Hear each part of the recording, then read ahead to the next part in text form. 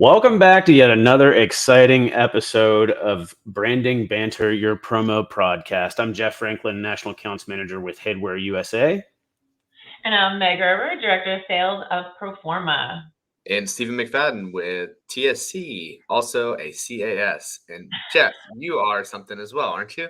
I'm an MAS, yeah. Meg, That is so good. And Meg? So, y'all have been bullying me. Is this where I edit in the chirping sounds from the crickets?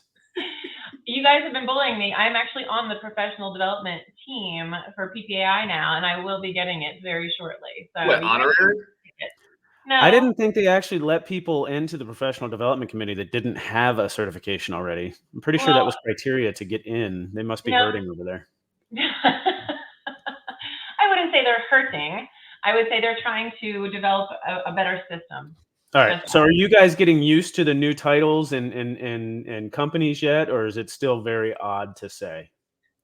For me, I wouldn't say it's odd to say unless I'm saying Megan, but I will say week one, it's still like a fire hose. It's like, if I can, the analogy is like, imagine picking up Game of Thrones in season 4, right? And you're like, who's who? What's going on? Why are they speaking Dothraki? Like, but I'm getting there. I'm starting to, like, the clouds are starting to part if I can have a path, but it's just a lot of information. At least all the people you grew to love didn't die.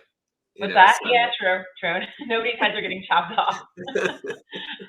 All fair points. Well, listen, our episode today is brought to you by our good friends over at ASI, all about that promo alliance with the global promo marketplace becoming more interconnected. Savvy North American distributors and suppliers are interested in learning more about international promo businesses and or who are strategic, respected, and reputable. Promo Alliance, an initiative between ASI, PSI in Germany, and Sourcing City in the UK, is a platform to promote networking and a sharing of industry knowledge and data on a global level, believing that leveraging a reciprocity of ideas and the international promo marketplace makes us all stronger, smarter, and more successful. So go to promoalliance.com excuse me, to get exclusive data on promo markets in North America, Europe, and the UK, info on global trade shows and events, assistance in networking with promo professionals in other countries, and access to webinars with top professionals in global promo markets. For more information, reach out to Michelle Bell at ASI, who's been covering the international promo marketplace for 25 years, and her email is mbell@asicentral.com. And tell them that Branding Banter sent you. Why not? Super excited to continue to have their support.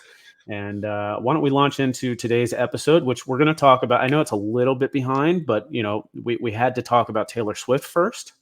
We had to talk about the changes that have happened. We've had to talk about obviously the Super Bowl coverage, but Dunkings, right? I know we've in our former life, our former podcast, we did discuss Dunkin' Donuts and sort of their relationship with some social media influencers. But if you guys remember the Super Bowl commercial that Dunkin' Donuts did with who all was in that? I know Matt it was Damon, Ben Affleck. Yeah. Yeah, I think there was a couple others too. Matt Damon, maybe. So really cool commercial, but they were wearing some swag, right? And so Dunkin' Donuts, I don't know what they're doing, man, but they Meg, why don't you hit us with the stats? Because I know this was really, yeah. So, well, the whole idea behind it was, they wanted to get like a fictitious band together, right? And that's why Matt Damon was there, Tom Brady was there, and they came in to kind of impress Jennifer Lopez. That was the whole idea. But let me see, I have some notes here. So the campaign, they featured tracksuits and other merchandise that the celebrities sported. Now the tracksuits were like this bright, shiny orange and pink, and it really made a splash in terms of the promotional reach. So what they did was they blended the pop culture with brand promotion. So I think we'll go in to talk about the integration of the merch, the objectives, the results, challenges, all those good things. So let's see. So the Dunkings, that was going to be the name of the band, right? And I think they failed miserably. And at the end, I don't know if it was an outtake or another commercial, but I loved it when they were all trying to throw the football. Did you guys see that? And Ben Affleck was hitting every single one, and Tom Brady obviously hit them all. And you hear, oh, and then Matt Damon throws it, and it goes right into. So it was pretty funny. I really like that, but I don't know. So where do you guys want to dunk into this? Where do you guys Can we think? just go straight into the results? They freaking sold out of the merch in 20 minutes, you guys. I know. Cost And them they had a $7 though. pre-order.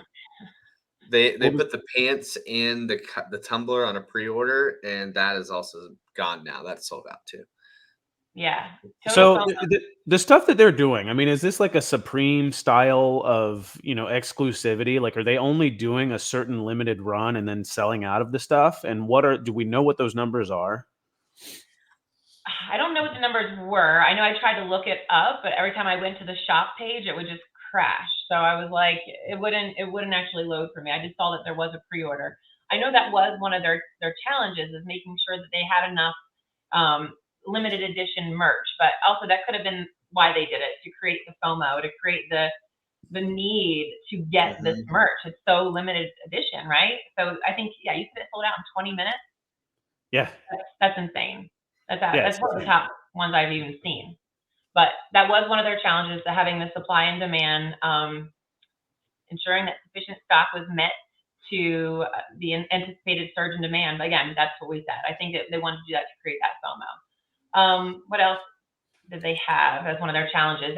Just to keep the audience engaged in the Dunkin' beyond the initial Super Bowl ad and the merch drop hype. So once they did that, they then had some actual like food and coffee related items that dropped right after that to keep it going. And it was not Matt Damon, it was Ben Affleck's like favorite thing. I think there was like little Dunkin' holes on a skewer, a new coffee, and a couple of other things. But yeah. Oh, I thought you were gonna say something, Steven. No, it's just wild too. And if you look at the way it's done too, there's it's not overtly about the product, right? Which is that's how they did the one.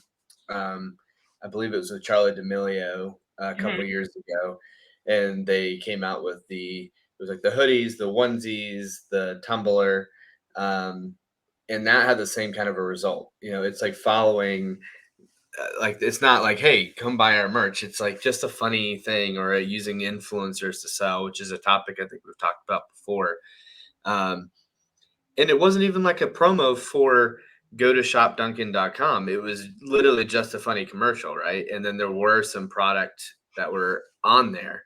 So it's like, how do people know about it? Well, it's like they've just created the buzz from the first one, to know that when they do something, there's going to be a merch drop. And like, if you go to their site now, it says sold out, another merch drop coming soon, and then you just have to follow their socials to find out when the next one is. So it reminds me a lot of it's got Johnny Cupcakes, where he does like the pop-up shops for t-shirts with custom artwork.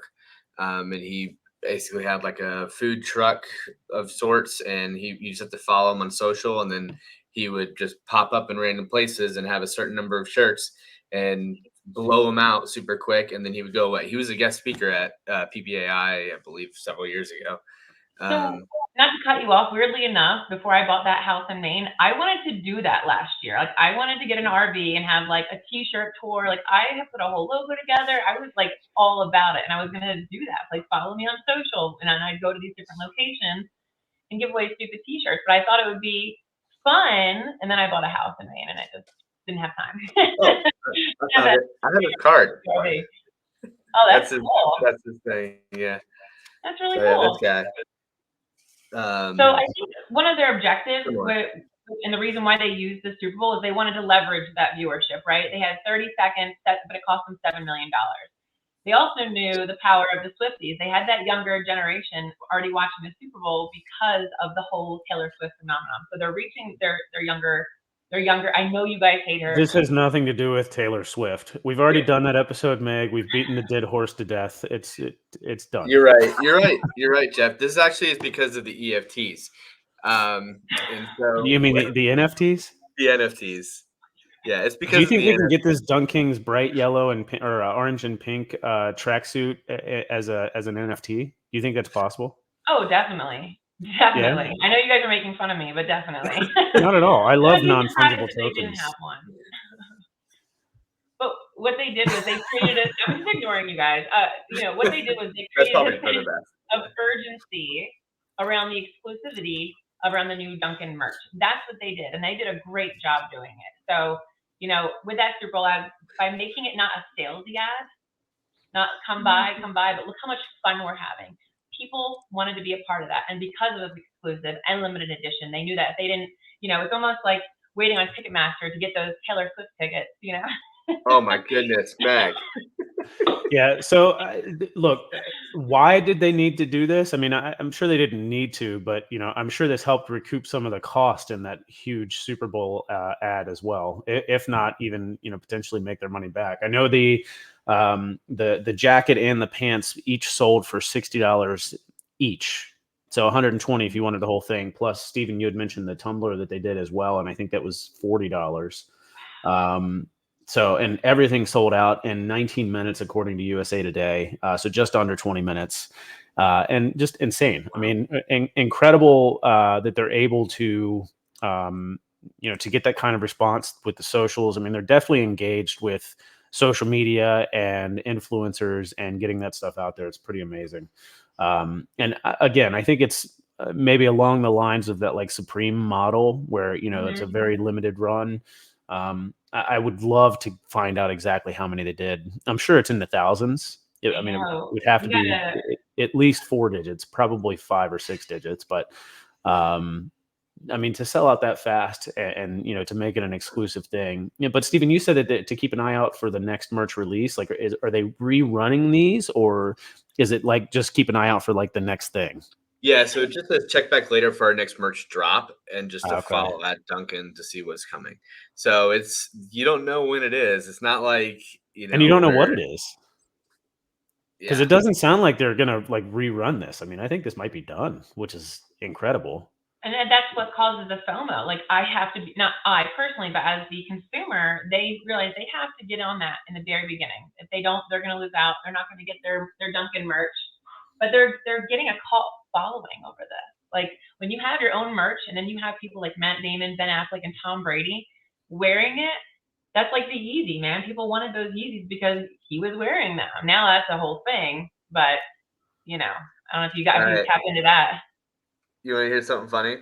I would love to hear something funny. You know, there's now a secondary market for this stuff, right? As you can imagine, anything like that there's what? Like dupes? Like scalping? Like people, who are Scalping. reselling these pieces on eBay. I did see that. I didn't click on it, but Etsy, eBay, like there's like a couple different places. Etsy are people ripping them off, but eBay is literally people reselling ones that they were able to get. How much? You want to take a guess? This is our segment. How much do you think someone is selling in the secondary market the full track suit? So it's the pants and the jacket. So $120 retail. It's probably 5 times that. I'm going to say $499. I would say bucket hat or not. I'm going to say $1,200. $550 for the Price is Right rules. Jeff wins. Price is Right rules or any rules. I was $50 off, pal. You were like $600 off. What'd you say? 500? No, I said $499. Meg said $1,200. Okay, so there was the limited edition 40-ounce tumbler that they had. Okay. Which I believe, how much was that selling for on their $40. website? Okay, so what do you think that the secondary market of that piece is right now? 160. I would say 90. $90. Actually, that's not nearly as bad. $89.99, so you lose by 1 penny. That's actually not nearly as bad. I mean, the tracksuit there. I mean, that's literally 5 times the cost. Yeah. This is 2 times. I think people will pay for that, right? They wouldn't pay 5 times the cost for a tumbler. I don't think it's There's another one on here for $98. So I mean, anywhere between looks like $80 to $100. So it's about double in the secondary market. I mean, honestly, if you're paying $90 for a tumbler, you're kind of insane. But think about this: like, we know how much this stuff costs. I know. This has nothing to do with the item, and everything to do with like the marketing behind it and the exclusivity, which is really, really good.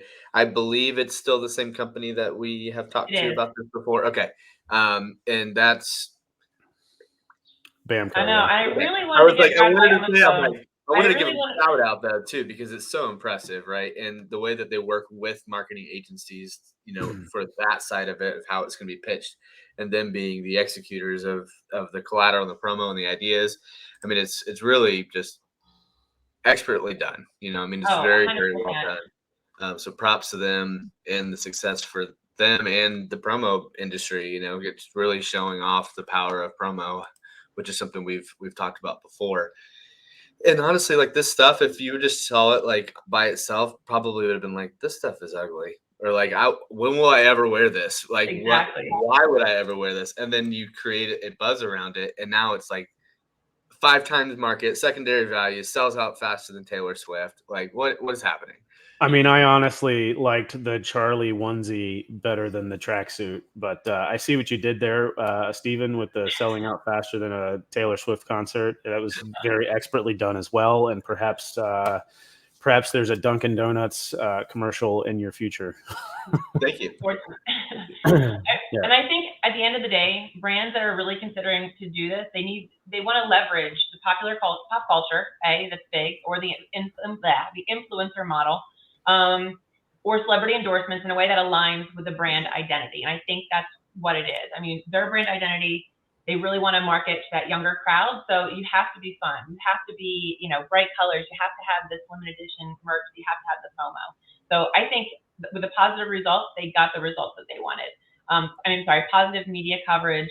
Everybody's been talking about it all over the articles, news articles, podcasts. It's been great. So kudos to them. Great job, Dunk Kings.